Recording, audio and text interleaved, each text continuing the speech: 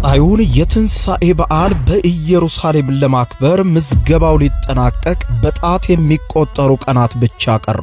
መታደል አስጎብኝና የጉዞ ወኪል ለዓመታት በኢየሩሳሌም ቅዱሳን ቦታዎችን በማስጎብኘት በብዙዎች ተመስግነናል። አሁን ደግሞ የፊታችንን የትንሣኤ በዓል በኢየሩሳሌም ለማክበር ውስን ቦታዎች ቀርተዋል። ጌታ ኢየሱስ ክርስቶስ ከተወለደበት ከቤተልሔም እስከ ጎልጎታ፣ ከገዳመ ቆሮንቶስ እስከ ገሊላ ባህር፣ ከዮርዳኖስ ወንዝ እስከ ጌትሴማኔ የታቦር ተራራን ጨምሮ በርካታ መጽሐፍ ቅዱሳዊ ቅዱሳን ቦታዎችን እንጎበኛለን። የደርሶ መልስ የኢትዮጵያ አየር መንገድ የበረራ ትኬት ዋጋ 165,000 ብር፣ የጉዞ ቀንን ጨምሮ 14 ቀናት የሆቴል የመጓጓዣ የጉብኝት ቦታዎች ክፍያን ጨምሮ 2200 የአሜሪካን ዶላር። ጎበኛቸው ቦታዎች ደህንነታቸው የተጠበቀ በመሆኑ በወቅታዊ ጉዳይ አይስጎ። አድራሻ 22 ጎላጉል ህንጻ ሁለተኛ ፎቅ ቢሮ ቁጥር 205B በ0912 64 1000 ወይም በ0964 08 08 08 ላይ ፈጥነው ይደውሉ። መታደል አስጎብኝና የጉዞ ወኪል።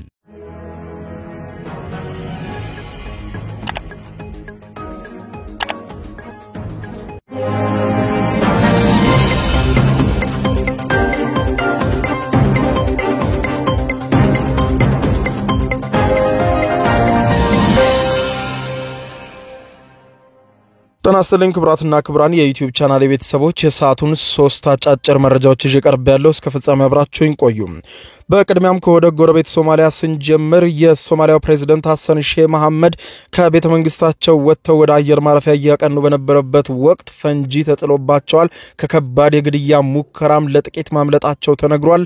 የኢትዮጵያ አየር ኃይል በፕሬዝዳንቱ ላይ ከተቃጣው የአልሸባብ ጥቃት በኋላ የኢትዮጵያ አየር ኃይልና ሌሎችም ጥምር ኃይሎች በአልሸባብ ላይ እርምጃ እየወሰዱ እንደሆነ ተነግሯል። ከሶማሊያ በሚወጣው መረጃ ማለት ነው። በፕሬዝዳንቱ ላይ የተቃጣውን የግድያ ሙከራ አስመልክቶ የማስደምጣቸው አጠር ያለ ዘገባ ይኖራል። በሌላ በኩል ኤርትራ ኢትዮጵያን በተመለከተ መግለጫ አውጥታለች። ኤርትራ ኢትዮጵያን በተመለከተ መግለጫዋ ምን አለች? በዝርዝር የምታደምጡት ጉዳይ ሲኖር እንዲሁም ሳልሳይ ወያነ ትግራይ የተሰኘውና በትግራይ ክልል የሚንቀሳቀሰው የፖለቲካ ፓርቲ ህወሓትን ከሶ ህወሓትን በተመለከተ ሰፊ መግለጫ አውጥቷል። በዝርዝር የምንመለከታቸው የሀገር ውስጥ ጉዳዮች ናቸው። በሌላ በኩል በመላው የዓለም ህዝብ ዘንድ በከፍተኛ ሁኔታ ሲጠበቅ የነበረው የፕሬዝዳንት ቭላዲሚር ፑቲን እና የፕሬዝዳንት ዶናልድ ትራምፕ የስልክ ንግግር ለ1 ሰዓት ተኩል ያክል ተካሂዷል። ፕሬዝዳንት ፑቲን እና እንዲሁም ፕሬዝዳንት ትራምፕ ምን ተነጋገሩ የሚለውን በዝርዝር የማስደምጣችሁ ጉዳይ ይሆናል። እስከ ፍጻሜ ቆዩ። ዝርዝር መረጃዎችን አድምጡ ግብዣይ ነው። ወደ መረጃዎቹ አለፍኩ። አብረን እንከታተለው። በቅድሚያም የሶማሊያው ፕሬዝዳንት ሐሰን ሼህ መሐመድ ከተቃጣባቸው ከባድ የግድያ ሙከራ ማምለጣቸው ተሰማ። ለጥቃቱ አልሸባብ የተባለው ቡድን ኃላፊነቱን እንደሚወስድ በይፋ ያስታወቀ ሲሆን የሶማሊያው ፕሬዝዳንት ሐሰን ሼህ መሐመድ በትናንትናው ዕለት ከቤተ መንግስታቸው የወጡት ወደ ጦር ግንባር ለመዝመት ነበረ ተብሏል። ሬንጀር ለብሰው ከቤተ መንግስታቸው ሲወጡ ድንገት በፍንዳታ የተናወጠ ከባድ የግድያ ሙከራ የተጋረጠባቸው ሐሰን ሼህ መሐመድ ለጥቂት ከሞት ማምለጣቸው ነው የተዘገበው።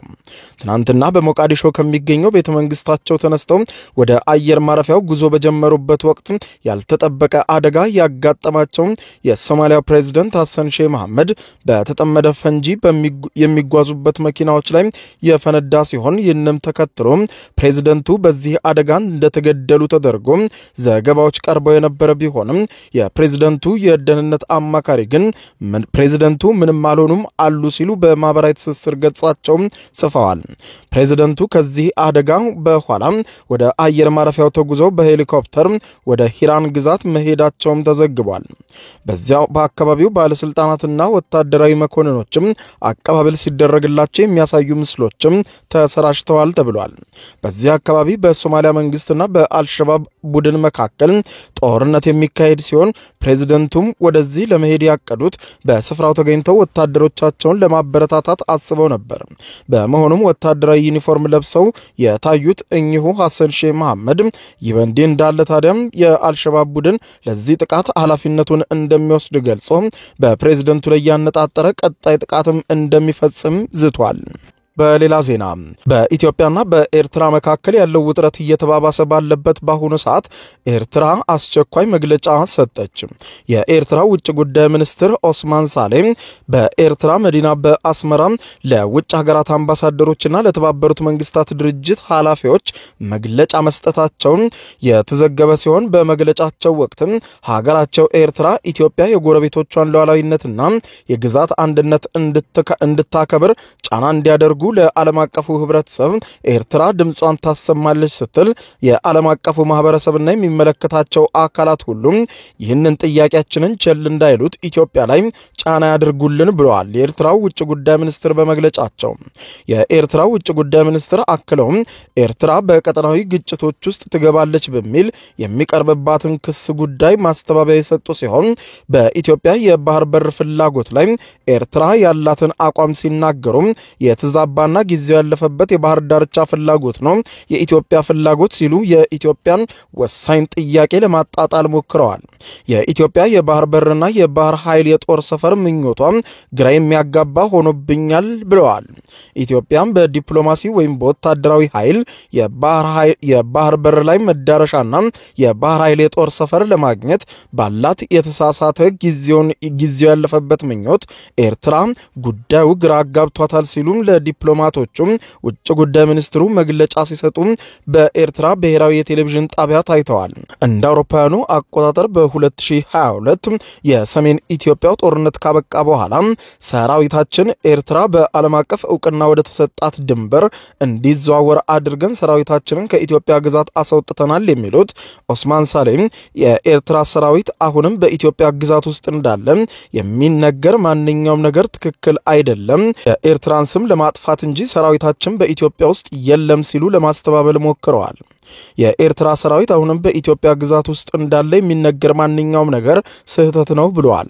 ከሰሞኑ በትግራይ ክልል ጊዜያዊ አስተዳደር ፕሬዝዳንት አቶ ጌታቸው ረዳ የቀረበውን ውንጀላ የኤርትራ መንግስት የፕሪቶሪያውን ስምምነት የኢትዮጵያ የውስጥ ጉዳይ አድርጎ ስለሚመለከተው በዚህ ሂደት ውስጥ ጣልቃ የመግባት ፍላጎት የኤርትራ መንግስት የለንም በማለት የገለጹ ሲሆን የኤርትራ ውጭ ጉዳይ ሚኒስትር አክለው በትግራይ ክልል ጊዜያዊ አስተዳደርና በህዝባዊ ወያኔ ሓርነት ትግራይ ህወሓት መካከል እየተካሄደ ባለው የውስጥ ግጭት ውስጥ የኤርትራ መንግስት ምንም አይነት ሚና የለውም፣ ከዚህ ውጪ የሆኑ ውንጀላዎች ወይም ክሶች ሙሉ በሙሉ አንቀበልም ሲሉ የኤርትራ ውጭ ጉዳይ ሚኒስትር በአስመራ ለሚገኙ የተባበሩት መንግስታት ድርጅትና የሌሎች ሀገራት አምባሳደሮች በሰጡት መግለጫ ላይ ገልጠዋል። በተያያዘ ዜና የህዝባዊ ወያኔ ሓርነት ትግራይ ህወሓት ወታደራዊ ክንፍ በሰላማዊ ዜጎች ላይ ግድያና የመብት ጥሰት በመፈጸም ክስ እንደተመሰረተበት ተሰምቷል። የህወሓት ወታደራዊ ክንፍ በትግራይ በሰላማዊ ሰዎች ላይ ግድያን ጨምሮ የተለያዩ የመብት ጥሰቶችን እየፈጸመ መሆኑን በመግለጽ በክልሉ በተቃዋሚነት የሚንቀሳቀሰው ሳልሳይ ወያነ ትግራይ የተሰኘው ፓርቲ ቡድኑን መክሰሱ የተሰማ ሲሆን ፓርቲው ከሰሞኑ አዲጉዶም መሆኒ ከተፈጠሩ ሞትን ያስከተሉ ክስተቶች በተጨማሪ በሌሎችም የትግራይ ተወላጆች ላይ በደሎችን እየፈጸመ ነው ሲል ለዚህም ተጠያቂዎቹ የህወሓት ፓርቲና ወታደራዊ ክንፍ መሆኑን መግለጹን የዘገበው የጀርመን ድምጽ ራዲዮ ዶቼ ቬለ ፓርቲው በወቅታዊ ጉዳዮች ላይ በሰጠው መግለጫ ከጦርነት ከፍተኛ ጉዳት ባላገገመችው ትግራይ ለአንድ ፖለቲካ ኃይል ባጋደሉ ታጣቂዎች ከባድ የሰብአዊ መብት ጥሰት እየተፈጸመ መሆኑን ገልጿል። ሰሞኑን በአዲጉዶምና መሆኒ ከተፈጠሩ ሞትን ያስከተሉ ግጭቶች በተጨማሪ በሌሎችም ተጋሪዎች ላይ የተለያዩ በደሎችም እየተፈጸሙ ነው ያለው ፓርቲው ለነዚህ ጥፋቶችም ተጠያቂው የህዝባዊ ወያኔ ሓርነት ትግራይ ህወሓት ፖለቲካዊ ክንፍ መሆኑን ለነዚህም ተግባራት የህግ ማስከበር እርምጃ በማለት ኃላፊነት ወስዷል ያለው ተቃዋሚ ፓርቲው ሳልሳይ ወያነ ትግራይ የህወሓት ወታደራዊ ክንፍን ትዕዛዝ ተቀብለው በንጹሃን ላይ እጃቸውን የሚያነሱትንም ከተጠያቂነት አያመልጡም ማለቱን የጠቆመው ዘገባው የፓርቲው ሊቀመንበር አሉላ ኃይሉ የህወሓት ወታደራዊ ክንፍ የአስተዳደር አካላት ለነርሱ ታማኝ በሆኑ አባላት በመቀየር ህገወጥ ተግባር እየፈጸሙ ነው ሲሉ በዚህ ሂደትም ከህዝቡ ፍላጎት በተቃራኒ አመራሩን የመቀየር ጥረት እየተደረገ መሆኑን ንጹሃን ዜጎችንም መገደላቸውንና መሞታቸውንና መቁሰላቸውን በመጠቆም የታጣቂ ኃይሉ የወሰዱትና የት እንዳሉ የማይታወቁ ሰዎች ከመኖራቸው ባሻገር በክስተቱ ምክንያት የመንግስት አገልግሎቶች ሙሉ በሙሉ በሚባል ደረጃ መቆማቸውን በትግራይ ከፍተኛ አደጋ ተፈጥሮ እንደሚገኝ ጠቅሰው ለዚህም ከዚህ በተጨማሪም ሳልሳይ ወያነ ትግራይ በክልሉ ያለውን ፖለቲካዊ ቀውስ ለመፍታት ሁሉም ኃይሎች የሚያሳትፍ ብሔራዊ ጉባኤ ተጠርቶ መፍትሄዎችን ማበጀት ይገባል ማለታቸውን አስታውቋል። በክልሉ እየታየ ያለውን ችግር ለመፍታት የሚመለከታቸው የፖለቲካና ሌሎችም አካላትም አሳታፊ ባደረገ መልኩ ጊዜያዊ አስተዳደሩን እንዲሁም ባለድርሻ አካላትን ድርሻ በሚመለከት ሌሎችም የውስጥ ጉዳዮችን በሚመለከት ውይይት ከተደረገ በኋላ ውሳኔውን በመያዝም የፌዴራል መንግስቱን ጨምሮ ወደሚመለከታቸው አካላት ለድርድር መቅረብ እንደሚቻል ሊቀመንበሩ የጠቆሙ ሲሆን ፓርቲው ከዚህም በተጨማሪ እያንዳንዱ የህወሓት ሰራዊት አባላትም ራሳቸውን ኮርና ከኮርም በላይ ብለው ከሚጠሩ የህወሓት ወታደራዊ ክንፍ አዛዦች የሚሰጥ ንጹሃን ዜጎች ላይ ያነጣጠረ ጥቃት ከእንግዲህ እንዳይቀበሉ ጥሪ ማቅረቡን ያነሳው ዘገባው በትግራይ በተለይም ባለፈው ሳምንት የክልሉን ጊዜያዊ አስተዳደር መፈንቀል ያለውና በታጣቂዎች የተደገፈ አስተዳደር አካላትን የመቀየር ተግባራትም በተለያዩ ከተሞችና ወረዳዎች እየታየ የቀጠለ ሲሆን ይህንን ተግባርም በዶክተር ደብረጽዮን ገብረሚካኤል የሚመራው የህወሓት ክንፍ ሂደቱን ህግ ማስከበር እንቅስቃሴ ነው ሲሉ መጥራቱን የገለጸው ፓርቲው ከህግ ውጪ እንደሆነ ገልጾ ሁኔታው ተቀባይነት እንደሌለው ገልጧል። በመጨረሻም በበርካታ የዓለም ህዝብ ዘንድ ሲጠበቅ የነበረው የአሜሪካው ፕሬዝዳንት ዶናልድ ትራምፕ እና የሩሲያው ፕሬዝዳንት ቭላዲሚር ፑቲን ተጠባቂው የስልክ ንግግር በሁለቱ መሪዎች መካከል ተካሄደ። ተጠባቂው የስልክ ንግግር በሁለቱ መሪዎች መካከል የተካሄደው ለ1 ሰዓት ከ30 ደቂቃ የፈጀ ስልክ ውይይት ሲሆን የዩክሬን ጦርነትና የሁለትዮሽ ግንኙነትን ማደስ የሚለው የውይይታቸው ዋና አካል እንደነበረም ተነግሯል። ፑቲንና ትራምፕ በዚህ ዘለግ ባለው የስልክ ውይይታቸው በዩክሬን ዙሪያ ስላለው ሁኔታ ዝርዝርና ግልጽ የሐሳብ ልውውጥ ማድረጋቸውን የሩሲያው ቀዩ ቤተ መንግስት ክሬምሊን አስታውቋል። ፑቲንና ትራምፕ የዓለም ደህንነትን ለማረጋገጥ ካላቸው ኃላፊነትም አንጻር ግንኙነታቸውን መደበኛ ለማድረግ ያላቸውን ፍላጎት እርስ በርስ ተገላልጸዋል ብለዋል። የሩሲያ ቀዩ ቤተ መንግስት ክሬምሊን የስልክ ንግግሩን አስመልክቶ ባወጣው መግለጫ የስልክ ውይይቱ በዋናነት በተለይም ደግሞ በዩክሬን ያለውን ጦርነት በስምምነት ለመቋጨት አሜሪካ ባቀረበችው እቅድ እንዲሁም የአሜሪካ ሩሲያን ግንኙነት ወደ ነበረበት መመለስ ላይ ያተኮረ እንደነበር የክሬምሊን ቃል አቀባይ ዲሚትሪ ፔስኮቭ አስታውቀዋል። ፑቲን ከትራምፕ ጋር ባደረጉት ውይይትም በዩክሬን ያለውን ግጭት በሰላማዊ መንገድ ለመፍታት ቁርጠኛ እንደሆኑ ማሳወቃቸውን ዲሚትሪ ፔስኮቭ አስታውቀዋል።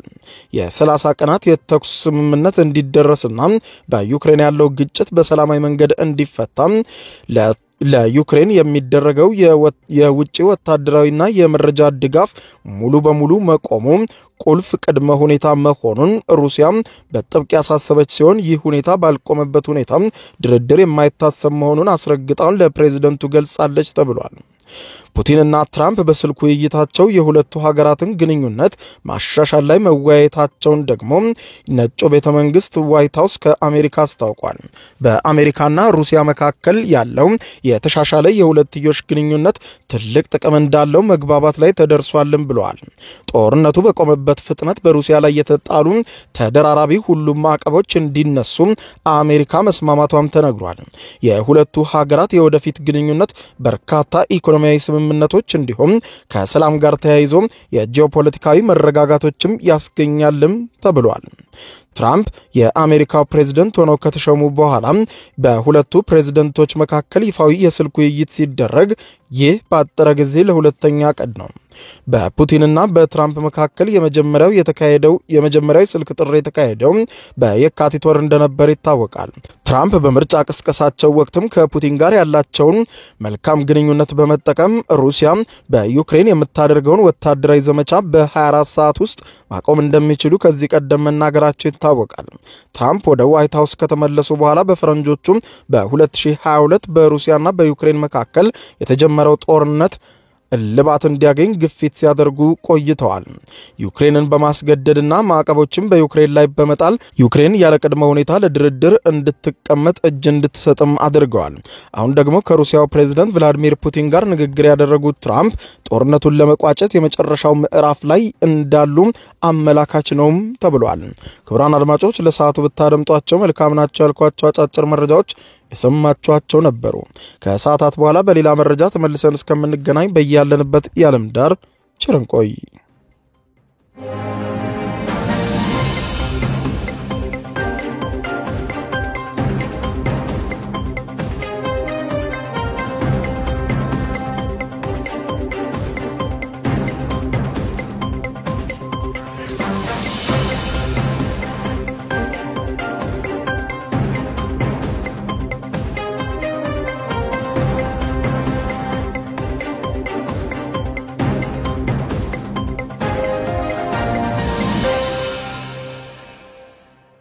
የዩቲዩብ የስኬት ሚስጥሮችን በዝርዝር የያዘው የአቤል ብርሃኑ የወይኗ ልጅ አዲስ መጽሐፍ በገበያ ላይ ዋለ። ዩቲዩብ ለመጀመር በአጭር ጊዜ ስኬትን ለመቀዳጀት አስበዋል? ዩቲዩብ ጀምረው ሚስጥሮቹ አልገባ ብለውታል? እንግዲያውስ አዲሱ በዩቲዩብ 2 የወርቅ 3 የብር ሽልማቶችን ያገኘው የአቤል ብርሃኑ የወይኗ ልጅ የዩቲዩብ ሚስጥሮች መጽሐፍ በዝርዝር ሁሉንም ያብራራሉታል። ዛሬውኑ ገዝተው ህልሞን እውን የሚያደርጉበትን የዩቲዩብ የስኬት መንገድ ይጀምሩ። በውጭ ሀገራት ለምትገኙ ከአማዞን ላይ ብታዙ በቀናት ውስጥ ደጁ ይደርሳል። የአማዞን ሊንኩን እዚህ ቪዲዮ ኮሜንት ላይ ያገኙታል። በሀገር ውስጥ ለምትገኙ በ0949 13 0000 ቴሌግራም ላይ ይዘዙ። ካሉበት ቦታ እናደርሳለን። የዩቲዩብ ሚስጥሮች ዘመኑ ጋር ተፈላጊ መጽሐፍ